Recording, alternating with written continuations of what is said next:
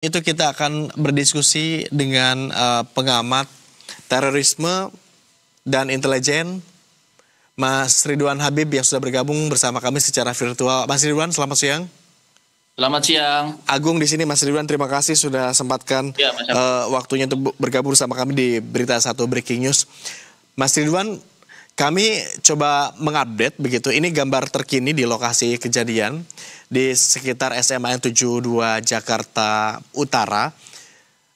Kenapa kami coba diskusi dengan pengamat khususnya intelijen dan juga terorisme, karena beredar di media sosial di lapangan seketika begitu ketika ledakan ini terjadi ada visual atau gambar airsoft gun atau senjata begitu. Analisa Anda, apakah ini ada kaitannya dengan aksi terorisme? Terima kasih Mas Agung. Memang informasi terbaru dugaan kuat mengarah kepada aksi terorisme. Akan tetapi tentu saja yang punya wewenang untuk menjelaskan secara detail adalah pihak aparat keamanan, ya, penegak hukum. Tetapi kami, teman-teman yang bekerja dalam kajian kontraterorisme, ini saling berkomunikasi satu sama lain, dan informasi yang masuk kepada kami memang ini aksi teror, terjadi beberapa kali ledakan. Setidaknya ada 2 ledakan. Ledakan pertama di masjid pada saat khutbah Jumat berlangsung.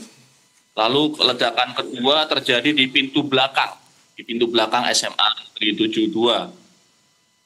Ini yang kemungkinan besar membuktikan bahwa aksi ini tidak sekedar error di sound system, tapi merupakan aksi terorisme.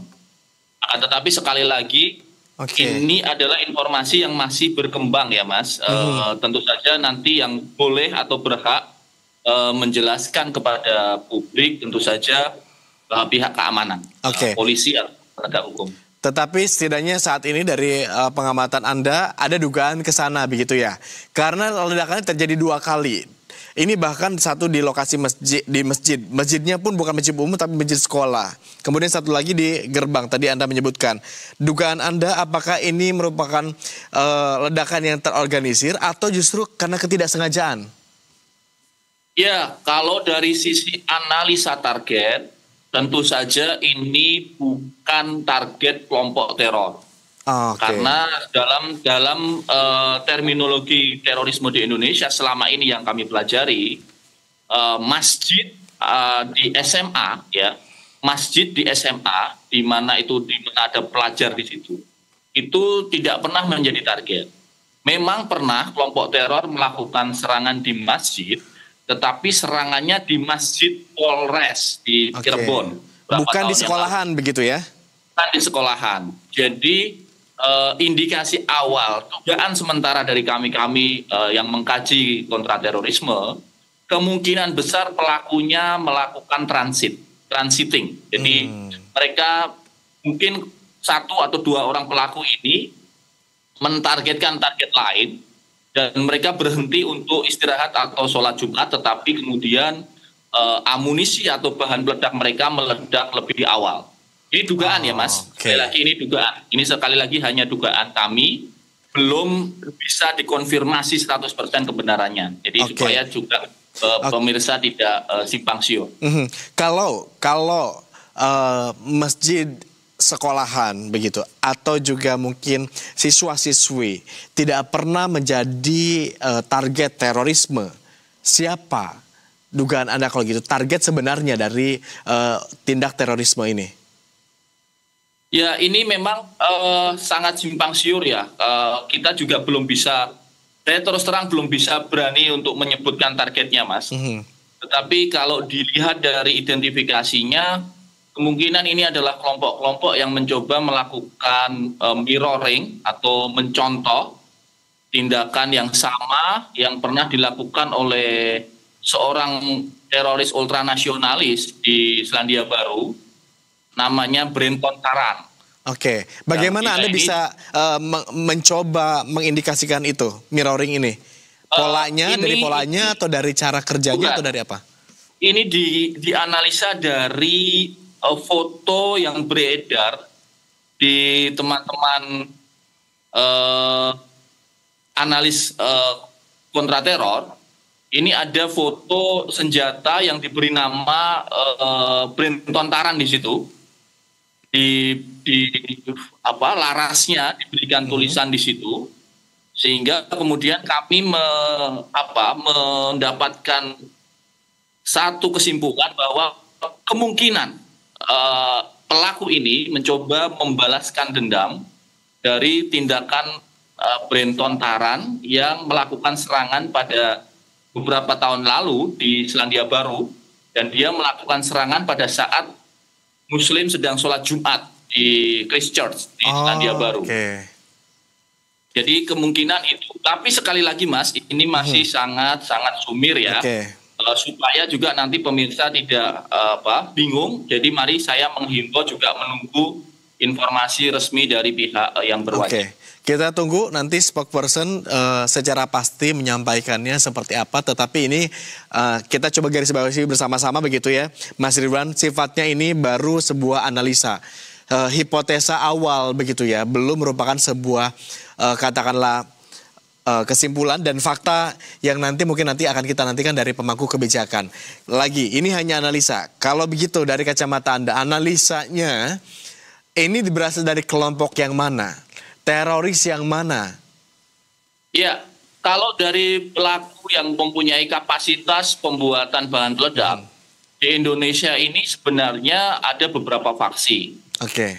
Yang pertama misalnya adalah faksi pro-ISIS yang walaupun Densus 88 sudah melakukan penangkapan banyak pelaku, tetapi sisa-sisa dari jaring-jaring kelompok pro-ISIS ini masih banyak. Itu yang pertama. Yang kedua, ada satu kelompok yang disebut X atau faksi XJAD, Jamaah Ansor Daulah. Ini yang juga mempunyai kapasitas melakukan serangan dengan model-model pengeboman dengan ransel atau molotov atau bom-bom kecil. Itu mereka bisa melakukannya juga. Nah, yang ketiga, ini ada satu kelompok yang sebenarnya sama sekali tidak terduga karena kelompok ini beberapa bulan yang lalu pimpinannya sudah mendeklarasikan bahwa mereka kembali ke NKRI. Oh, ini bukan dari Indonesia berarti?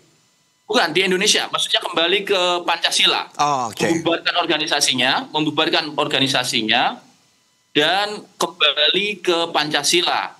Namanya Al-Jamaah Al-Islamiyah. Pimpinannya sudah membubarkan diri.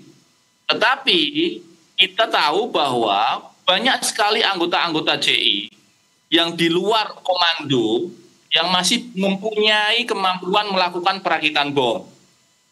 Nah, ini dari tiga kelompok ini mungkin bukan JI karena JI sudah membubarkan diri, tetapi bisa saja oknum-oknum atau mantan anggota JI yang mereka masih mempunyai kemampuan dan keinginan untuk melakukan teror.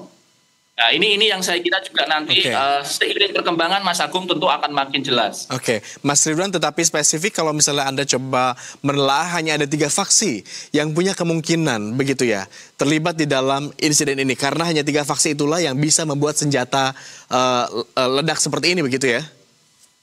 Sementara demikian, sementara dari data kami demikian.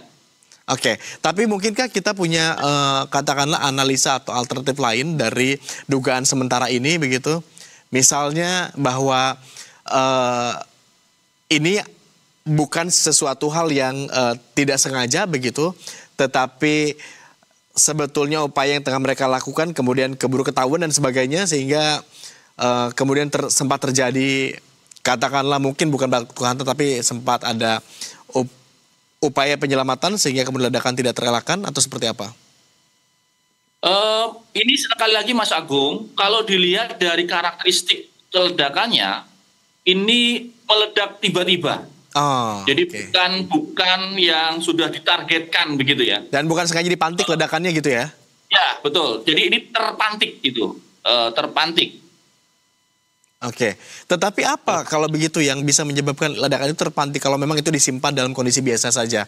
Misalkan ketika hanya ditinggal sholat Jumat begitu, tiba-tiba meledak begitu saja? Macam-macam Mas, bisa saja itu karena cuaca, hawa suhu panas, itu bisa men-trigger. Lalu bisa juga tombol, kalau kita lihat dari yang beredar itu kan ada switch ya, ada switch detonatornya. Mungkin saja itu terpencet atau dalam penyimpanan yang tergencet dengan badan begitu ya. Oke. Ya, jadi banyak faktor error yang bisa terjadi, apakah itu cuaca, suhu, kemudian switch detonator, macam-macam. Oke. Tapi yang menarik ketika tadi Anda menyebutkan bisa saja tergencet begitu oleh badan yang sedang memegangnya begitu ya ketika sholat Jumat. Tetapi tadi kami coba konfirmasi kepada tim liputan kami di lapangan soal berapa jumlah korban. Di lapangan tadi reporter kami menyebut ada 10 korban dan kami konfirmasi apakah semuanya itu merupakan siswa. Kontributor kami menyebutkan bahwa semuanya adalah siswa. Tidak ada korban yang berasal dari luar siswa dari sekolah tersebut. Bagaimana Anda melihat ini? Iya Mas, memang kalau ini informasi baru buat saya. Tetapi kalau ini semuanya adalah siswa, saya sih tidak meyakini ya, karena pasti nggak mungkin kalau siswa membawa ini. Tapi sekali lagi ini baru analisa ya. Saya belum bisa ke TKP juga, tidak bisa melihat TKP. Jadi saya tetap meyakini bahwa tetap ada pelakunya di situ. Oke. Jadi kalau siswa sendiri ini benar-benar akan benar-benar mind blowing kalau ternyata ada salah satu siswa yang membawa bomnya sendiri di dalam sekolah. Ini menurut saya luar biasa sekali. Tapi dari kacamata Anda tidak mungkin ya bom seperti ini sejenis ini bisa dirakit oleh kalangan remaja begitu?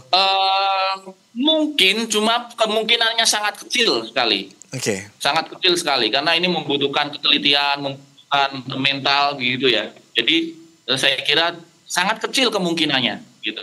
Termasuk dengan kemajuan teknologi saat ini begitu, kita bisa mengakses berbagai informasi termasuk tutorial untuk membuat A, B, C begitu dari platform media sosial. Ya itu memang mungkin Mas, cuma prakteknya nggak bisa kalau nggak terlatih gitu. Jadi memang ini harus orang yang pernah terlatih atau setidaknya ada pembimbingnya. Oke, tetap harus yang terlatih atau setidaknya ada pembimbingnya. Ini kita juga masih coba mengupdate begitu kondisi terkini di lokasi. Saat ini kita lihat ada Reza. Oke, kita lihat ada Reza Pamungkas juga di lokasi begitu di Rumah Sakit Islam untuk mengupdate informasi ini. Kita coba langsung sapa, tahan dulu Mas Ridwan, kita akan update terlebih dulu kondisi di rumah sakit dengan rekan kami, Reza. Reza Pamungkas. Ya, halo. Oke, Anda bisa dengar suara kami dari studio ya Reza. Saat ini Anda di Rumah Sakit Islam Cempaka Putih, benar demikian Reza? Saat ini